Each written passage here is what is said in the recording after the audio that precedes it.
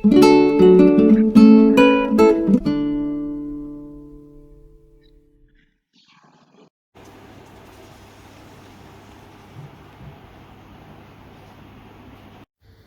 Friends, मी Madhavi fish and फ्लेवरमध्ये तुमचं स्वागत आहे। आज आपण बनवणार आहोत भोगीची मिक्स व्हेज भाजी। ही भाजी मकर संक्रांतीच्या आदल्या दिवशी भोगीला बनवली जाते।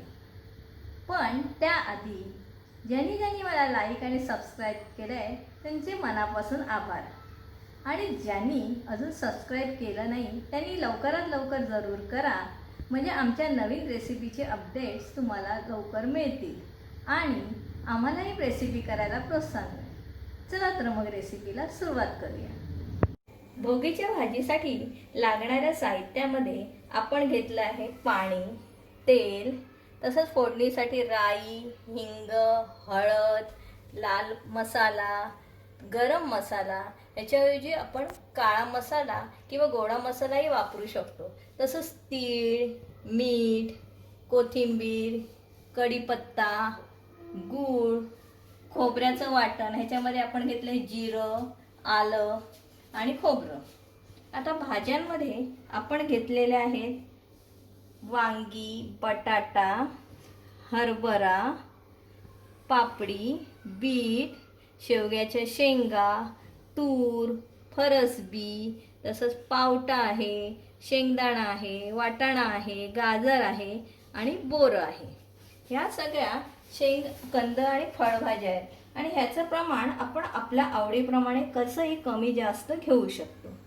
सुरुवात करूया फोडणीपासून। तर थोड्या तेलामध्ये 2 चमचे मी तेल घेतलेलं आहे। त्याच्यामध्ये तेल गरम झालं की त्याच्यामध्ये आपण राई आणि हिंग घालून घेऊया।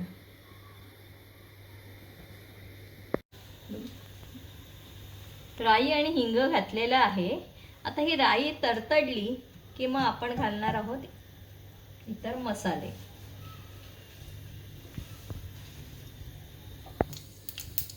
आता राई आणि हिंग तडतडले, आता आपण ह्याच्यात घालूया कढीपत्ता,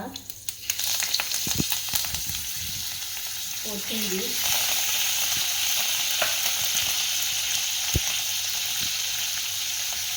मसाला, हळद, तीळ,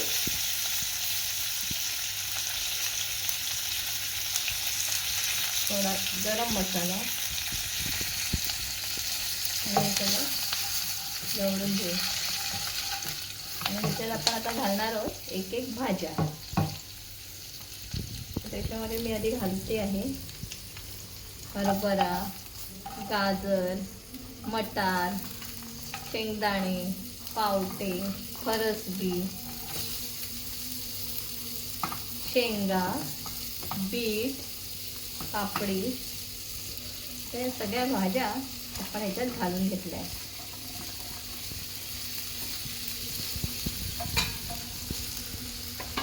तसंच आपण घालणार आहे वांग आणि बटाटा।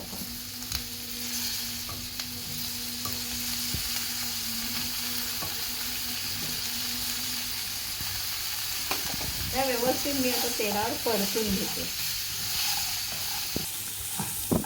आता या तेलावर चांगला आता भाज्या या परतून झालेल्या आहेत। आता मी त्याच्यामध्ये खोबऱ्याचं वाटण घालते।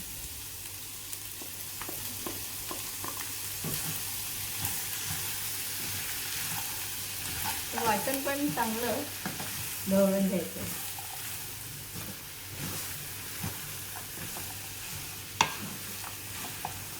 आता हे चांगलं तेलावर परतलेले आहे।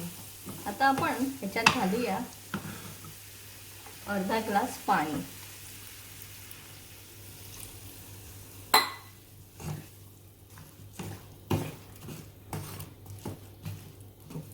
आणि ही भाजी थोडी शिजायला आपण झाकून ठेवूया।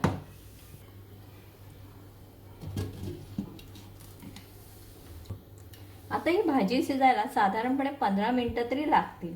झालेली आहेत। आता आपण बघूया आपली भाजी कितपत शिजली आहे।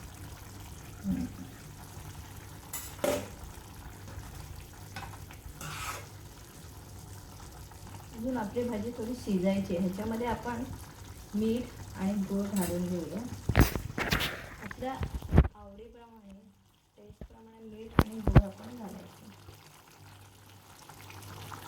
आणि थोडी कोथिंबीर घालते आणि व्यवस्थित परतून घेते. ह्याच्यात पाणी पण आहे आणि अजूनही भाजी शिजायला कमीत कमी 10 मिनटं तरी लागतील अजून.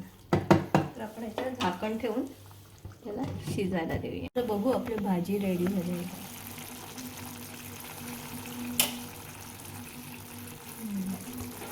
बटाटा पण शिजला आहे, शेंग पण शिजली आहे. आपली आता भाजी भोगीची तयार झाली आहे. ही बरोबर आहे, पातळ पण नसते आणि घट्टसर नसते, कारण ती भाकरीबरोबर खायची असते, मीडियम कन्सिस्टन्सीमध्ये असते. तर आपली आता भाजी तयार झालेली आहे. तर ही भाजी आता मी सर्विंग प्लेटमध्ये काढून घेते. आता आपली गरमागरम भोगीची भाजी तयार आहे. ही भाजी चवीला फार सुंदर लागते. तुम्हाला ती नक्कीच आवडेल. जरूर करून पहा आणि त्याआधी आमच्या चॅनलला लाईक आणि सबस्क्राईब करायला विसरू नका. परत भेटू नवीन रेसिपीसह. हॅपी भोगी.